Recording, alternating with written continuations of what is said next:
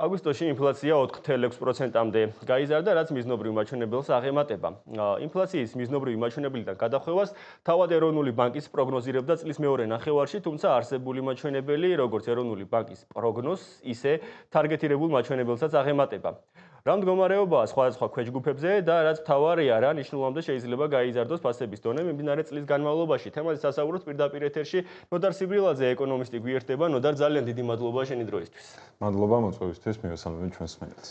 პირველ რიგში შევაფასოთ არსებული მდგომარეობა და შემდეგ გადავიდეთ უკვე ქვეჯგუფებზე და გადავიდეთ სხვადასხვა ფაქტორებზე. პირველ რიგში შევეხოთ თავად ეროვნული ბანკიც წლის მეორე ნახევარში ელოდებოდა, რომ ინფლაცია მიზნობრივ მაჩვენებელს გასცდებოდა.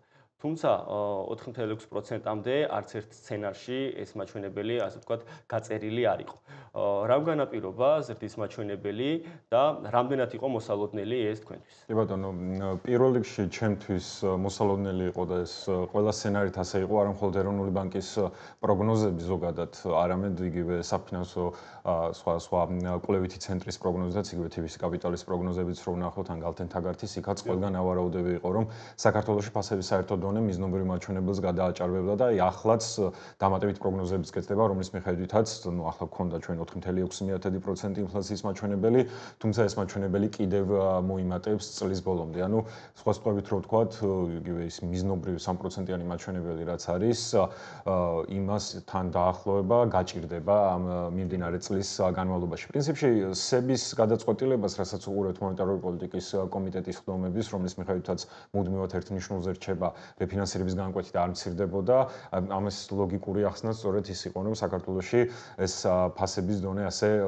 ვთქვათ დაჩქარდა. თუმცა პატა უნდა აღინიშნოს, რომ ეს არ ახალია ჩვენთვის, რაც არის ინფლაციის მაჩვენებელი და ყოველთვის ჩვენ ვამბობდით იმას, რომ გარდა იმ ეგზოგენური ფაქტორებისა, რასაც ყოველთვის ასახელებს ეროვნული ბანკი და პრინციპში ამბობს, რომ აი ეგზოგენური ფაქტორები განაპირობებს ინფლაციას, ჩვენი შიდა პოლიტიკაც არის ამაში დამნაშავე, რაც არ უნდა უარყოს ეროვნულმა ბანკმა, რაც არ უნდა კვლევები მოიშველიოს, საპირისპირო კვლევებიც არის. ამ შემთხვევაში M2 აგრეგატის ზრდას გულისხმობ ფულის მასის ზრდას, რომელიც წლების განმავლობაში თავს იჩენდა და იმაზე სწრაფი ტემპით იზრდებოდა ვიდრე ეკონომიკა. და ბუნებრივია, როდესაც შექმნილ საქონელსა და მომსახურებაზე უფრო დიდი მოცულობით იზრდება ფულის მასა, ეს ყველაფერი ინფლაციაშიც აისახება ხოლმე. მაგრამ აი ერთ საინტერესო მომენტია და ამას მინდა რომ დავაკვირდეთ, ვუყურებთ სტატისტიკას ასე, რაც დავარცხნილად 4.6%, მაგრამ კითხვა ჩნდება, რატომ არის ის, რომ მაგალითად ოფიციალური სტატისტიკით არის ინფლაცია 4.6% და რატომ არის მეორე მხრივ მოსახლეობაში აღქმა, რომ არა ამ პროცენტულობით, არამედ გაცილებით მაღალი პროცენტულობით არის გაზრდა. ამ ნაწილში მინდა ჩაგეკითხო ნოდარ, სწორედაც ჩვენ თუ სხვადასხვა ქვეჯგუფებს დავაკვირდებით, მაგალითად სურსათისა და ალკოჰოლოს სასმელების ჯგუფში ჩვენ გვაქვს ორნიშნა ინფლაცია. მაგალითად ჩანდათვის ჯგუფში ჩვენ გვაქვს ორნიშნასთან მიახლოებული ინფლაცია. ეს არის ჯგუფები, რომელთა წილი სამომხმარებლო კალათაში არის საკმაოდ მაღალი. შეიძლება ეს აღქმული იქნას ერთ-ერთ მთავარ მიზეზად, თუ რატომ მოგეცნობს მოსახლეობა გაცილებით უფრო მტკივნეულად იმ პროცესებს, რასაც ჩვენ ვსაუბრობთ. რა თქმა უნდა, აბსოლუტურად სწორად აღნიშნე პაატა. სურსათი არის ის ქვეჯგუფი, რომელიც არის ერთ-ერთი ყველაზე დიდი მოხმარები ზოგადად ჩვენთან, 34% არის წილი და შესაბამისად მოსახლეობაც ესე მტკივნეულად აღიქვამს, მაგრამ აქ ერთ-ერთი ყველაზე მაღალი მაჩვენებელი. კი ბატონო, აბსოლუტურად გეთანხმები. უბრალოდ აქ კიდევ ერთი გამოწვევა. ანუ სინამდვილეში მე დარწმუნებული ვარ, რომ სურსათის წილი გაცილებით მაღალია ჩვენთან საქართველოში, ვიდრე ეს სტატისტიკურად ითვლება, ხომ? და უტრირება რომ მოვახდინოთ და მარტივი დასკვნა რომ გავაკეთოთ.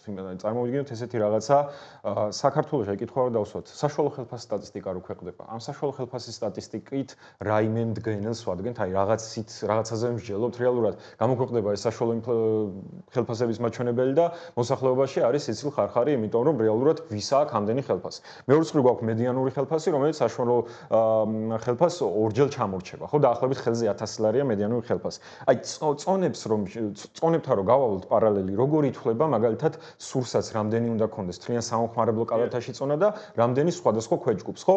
აქ რეალურად შინა მეურნეობების საშუალო ხარჯებიდან გამომდინარეობს და იმიტომ გავაკეთე უტრირებას საშუალო ხელფასთან, რომ წამოვიდგინოთ ესეთი რაღაცა, რომ არის ადამიანი, რომელსაც 10000 აქვს ხელფასი და არის ადამიანი, რომელსაც 1000 ლარი აქვს ხელფასი. ესეთი რეალობა ხო არის? წარმოვიდგინეთ ესეთი რაღაცა, რომ ვისაც 1000 ლარი აქვს ხელფასი, ის ყოველთვიურად სურსათზე ხარჯავს 500 ლარს. ანუ მის სამხმარებლო კალათაში სურსათის წილი არის 50%. წარმოიდგინეთ ახლა ის ადამიანი, რომელსაც ხელფასი აქვს 10000 ლარი. ის პირობითად სურსათზე ხარჯავს 1500 ლარს. ნუ უფრო მეც ვით 1000 ლარის ფლობელი, მაგრამ წილობრივად მისი ხარჯვითი ნაწილი არის მხოლოდ 15%. და როგორ დგება ეს წილი? მათი საშუალო არითმეტიკულით. ანუ იმ ადამიანს, რომელსაც 10000 ლარი აქვს ხელფასი 15%-ს ხარჯავს, იმ ადამიანს, რომელსაც 1000 ლარი აქვს 50%-ს ხარჯავს და საშუალოდ გამოდის, რომ ორივე ერთად სურსათის წილი არის 34%. მაგრამ იგივე მედიანურ ხელფასს რო გავყვეთ, რომელიც ყველაზე გავრცელებულია და აი აქედანაც ხარჯვით ნაწილზე შეგვიძლია ვიმსჯელოთ, დავასკვნით, რომ სურსათის წილი, რითიც ახლა საშუალო ინფლაციას ვითვლით პირობითად ერთ-ერთ სურსათს, ან თუნდაც ჯანდაცვის და ასე შემდეგ, გაცილებით მაღალი უნდა იყოს, ხო? ანუ გაცილებით მაღალი უნდა იყოს საქართველოს მოსახლეობის უმრავლესობისთვის, რომელსაც ხელფასი აქვს პირობითად 1000-დან 2500 ლარის დიაპაზონში. ანუ გამოდის, რომ ამ ადამიანებისთვის საშუალო ინფლაცია კი არის იზრდება 4.6%, არამედ გაცილებით უფრო მაღალი ტემპით იზრდება. ანუ აი მარტივად რო ავხსნათ ესეთი სიტუაციაა, რომ იგივე საშუალო მაჩვენებელი ხელფასს როგორც არ ვენდობით, აქაც კითხვის ნიშნებია, იმიტომ რეალურად ესეც არ აჩვენებს სურათს და სწორედ ეს არის თავარი განმაპირობებელი, რომ მოსახლეობა ამბობს, რომ გაცილებით მიძვირდება ცხოვრება. თან ეს არ ახალია, ხო პაატა? არ ახალია იმ თვალსაზრისით, რომ წლების განმავლობაში ინფლაცია ერთნიშნაც რო ყოფილიყო 5 იქნებოდა პროცენტი, 6, 3% თუ ასე შემდეგ, მუდმივად უყურებთ, რომ სურსათზე ფასები ან იზრდება ორნიშნასთან ახლოს, ან ორნიშნაზე მეტი მაჩვენებლით. აი ესეთი სურათი გვაქვს და ამის ლოგიკური ახსნა რეალურად ეს არის. ძალიან საინტერესო გარემოებას შეეხეთ და სწორედ ამ ნაწილში მინდა ჩაგეკითხო ნოდარ. ჩვენ თუ შევხედავთ სურსათსა და უალკოჰოლურ სასმელების ჯგუფს, მასზე მნიშვნელოვან ზეგავლენას ახდენს ხოლმე ნომინალური კურსი და მას აქვს საკმაოდ მაღალი გადაცემა და ამას აქვს დასაბუთებას და აქვს ლოგიკური ახსნაც, იმდენად რამდენადაც ჩვენ იმპორტ დამოკიდებული ქვეყანა ვართ და ნომინალური კურსი მნიშვნელოვან ზეგავლენას ახდენს ამ მიმართულებით. თუმცა ჩვენ თუ მიმდინარე წელს შევხედავთ, წლის მეორე ნახევარში განსაკუთრებით ვაკვირდებით, რომ ნომინალური კურსი დოლართან მიმართებაში გარკვეულ სტაბილურობას ინარჩუნებს. მეტიც ახლა ეფექტურ გასვლით კურსსაც თუ შევხედავთ ჩვენ სავაჭრო პარტნიორებთან, ამ მიმართულებითაც ლარი მეტ-ნაკლებად გამოიყურება ოპტიმალურად. ამ მიმართულებით რატომ ვერ ხერხდება იგივე კონკრეტულ ჯგუფებში მეტ-ნაკლები ინფლაციის მოტოქვა? კი ბატონო, ძალიან კარგი კითხვა და ძალიან კარგი გარემოებაა ზოგადად პაატა.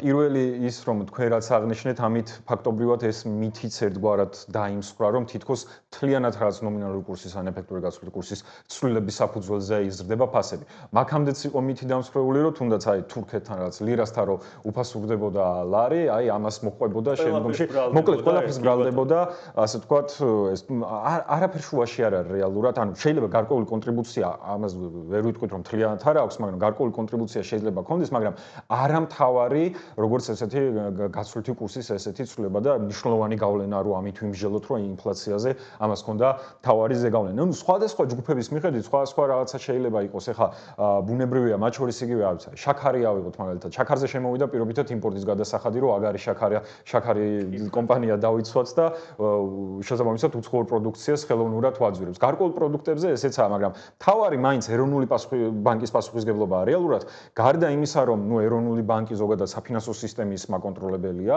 გასაგებია, მაგრამ არ უნდა დაგვაუგზავნოს კონსტიტუციითაა ეს გაწერილი, რომ ეროვნული ბანკის თავარი ამოსავალი წერტილი არის ფასების სტაბილურობა. ანუ პირველი ყველაზე ძირითადი რაც უნდა იზრუნოს ეროვნულმა ბანკმა არის ფასების სტაბილურობა და აი პასუხისმგებლობა მას ეკისრება ეროვნულმა ბანკმა, რაც არ უნდა რაღაც ნომინალური გასვლითი კურსის ცვლილებას, ან თუნდაც რაღაცა ეგზოგენურ ფაქტორებს, რაღაცა ბანგლადეში, რაღაცა არეულობას, ან პირობითად სანავთობო შოკს გადააბრალოს ყველაფერი, აი მაგალითად დღემდე ვერ ამახსენე, აქ რო კომბოსტო ძვირდება, რა გავლენა აქვს სადღაც ნავთობის ფასების ზრდას, ანუ დამანახე მაშინ ეს კორელაცია, რომ ესეთი შემთხვევები ყოფილა ფეიფერებს რო ჩახედოთ ეროვნული ბანკის, ეს მუდმივად ჩანს ხოლმე. ანუ პირველი და ყველაზე მნიშვნელოვანი არის, რომ მსჯელობაც უნდა დაიწყოს ამაზე, რომ ეს M2 აგრეგატის ესეთი ცვლილება რეალურად რა გავლენას ახდენს შემდგომში ინფლაციაზე და რა შეიძლება იყოს ამ ყველაფრის ალტერნატივა და წინამორ შემთხვევაში ამას არ ვაკეთებთ, წლების განმავლობაში ვუყურებთ, რომ M2 აგრეგატი იზრდება და ამას მიყვება ხოლმე ფასების საერთო დონის ზრდაც. ნუ არის შემთხვევები, როდესაც რაღაცა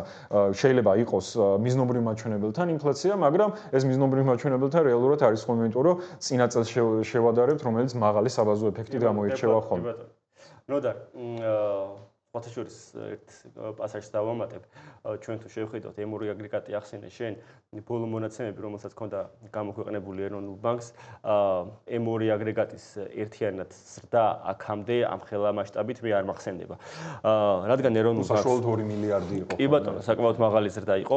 რადგან ეროვნულ ბანკს შევეხეთ და მის პასუხისმგებლობებს, ძალიან საინტერესო იქნება თქვენი მოლოდინი ეროვნული ბანკის მონეტარულ პოლიტიკასთან დაკავშირებით, იმის გათვალისწინებით, რომ ერთის მხრივ მიზნობრივ მაჩვენებელს გაცდენილია ინფლაცია, ხოლო მეორეს მხრივ კიდევ უფრო რთული მდგომარეობაა სხვადასხვა ქვეჯგუფებში, რომელიც საკმაოდ მოწყვლადია ეს ქვეჯგუფები, ამის გათვალისწინებით და ასევე იმის გათვალისწინებითაც, რომ პრინციპში ჩვენი ეკონომიკისთვის ხელსაყრელი პერიოდი, ზაფხულის პერიოდი სრულდება, ამის გათვალისწინებით როგორი არის თქვენი მოლოდინები ეროვნული ბანკის მონეტარულ პოლიტიკასთან დაკავშირებით? ზოგადად როცა ამაზე ვჯილობდა მით უმეტეს ჩვენ ქვეყანაში პაატა, არა მხოლოდ ეკონომიკური მდგენელი, პოლიტიკური მდგენელიც უნდა გავითვალისწინოს, სხვაგვარად თან მით უმეტეს არსებულ გარემოებაში არ იქნება. სიმართლე ვგითხრათ, წლის დასაწყისიდან აქამდეც ჩემი პროგნოზი მუდმივად მართლდებოდა, როდესაც ვამბობდი, რომ სები შეინარჩუნებდა მაინც 8%-იან განაკვეთს, რეფინანსირების განაკვეთს გულისხმობ. მე მაინც მგონია, რომ წლის ბოლომდე 8% შენარჩუნდება, ნუ მაქსიმუმ შეიძლება 0.5%-ით იყოს ზრდაც. სამწუხარო რეალობაა, მაგრამ ფაქტია, ნუ სები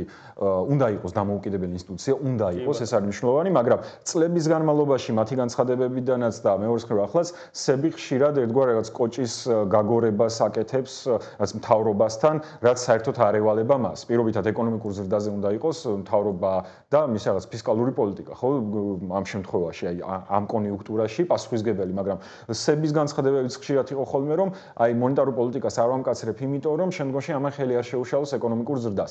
იმ თვალსაზრისით ქვეყანაში რა გარემოებაცაა და ახლა ერთ-ერთი ყველაზე მთავარი რაღაც პათოსი რითიც მოძრაობს დღეს ხელისუფლება, რომ მაღალი ეკონომიკური ზრდა გვაქვს და ასე შემდეგ, მგონია რომ ამასაც ხელს არ შეუშლიან და მაინც გონია რომ მაღალი ინფლაციის მიუხედავად აი ამ არსებულ 8%-იან ნიშნულზე დატოვებენ მონეტარული პოლიტიკის განაკვეთს, ან სხვა თანაბარ პირობებში თუ რაღაცა ძალიან დიდი ზრდა იყო ინფლაციის მნიშვნელოვანი, შეიძლება 0.5%-იანი პუნქტით მოხდეს ზრდა. ანუ იქიდან გამომდინარე რა პოლიტიკურ, ეკონომიკურ კონიუნქტურაშიც ვარ, მე მაინც გონია რომ სები აი ამ 8.5%-ის ფარგლებში იმოძრავებს. თუმცა მაინც უფრო მგონია რომ 8%-ზე დატოვებს მონეტარული პოლიტიკის განაკვეთს. კი ბატონო, ნოდარ, ერთ გარემოებასაც მინდა შევეხო, გარკვეულწილად ის საერთო მოთხოვნა, რომელიც როგორც წესი ზაფხულში უფრო ჭარბობს ხოლმე, გარკვეულწილად კლების დინამიკისკენ უნდა წავიდეს ლოგიკურად და პრინციპში იგივე მიგრანტების ნაკადსაც თუ შევხედავთ, ხო, საერთო მოთხოვნაზე ამან მნიშვნელოვანი ზეგავლენა იქონია. ამ ფაქტორების გათვალისწინებით, მათ შორის იმ ეგზოგენური შოკების გათვალისწინებით, რომელიც ეროვნული ბანკის ანგარიშით ჩვენ მოვისმინეთ, რომელიც გამოქვეყნდა სულ ცოტა ხნის წინ, ინფლაციას გარკვეულწილად რა მაჩვენებელში პროგნოზირებთ? ერთია ის, რომ მიზნობრივზე მაღალი იქნება და ეს უკვე აშკარაა წლის ბოლოსთვის, თუმცა სხვა თანაბარი პირობების შენარჩუნების შემთხვევაში რა ნიშნულზე შეიძლება ვიხილოთ წლის ბოლოსთვის ინფლაციის მაჩვენებელი? ნუ ბევრი ფაქტორია პაატა ბუნებრივია და გარკვეული დაშვებებიც უნდა გავაკეთოთ ამ შემთხვევაში ერთი სების ქცევა, ანუ შიდა და ეგზოგენური. ბუნებრივია ხა ჩვენ რომ ვამბობ თავარი პასუხისგებლობა ეროვნულ ბანკს, კი ნამდვილად ასეა და თავარი პრობლემა არის იმაში, რომ ეროვნული ბანკის არასწორი პოლიტიკა ტარდება, მაგრამ გარკვეული ეგზოგენური შოკებიც კი ბატონო შეიძლება არსებობდეს და ამასაც თავისი კონიუნქტურა ჰქონდა. ნუ ერთის მხრივ ეროვნული ბანკის პოლიტიკაზე და მეორეს მხრივ საგარეო ფაქტორებზეც იქნება ეს ყველაფერი დამოკიდებული.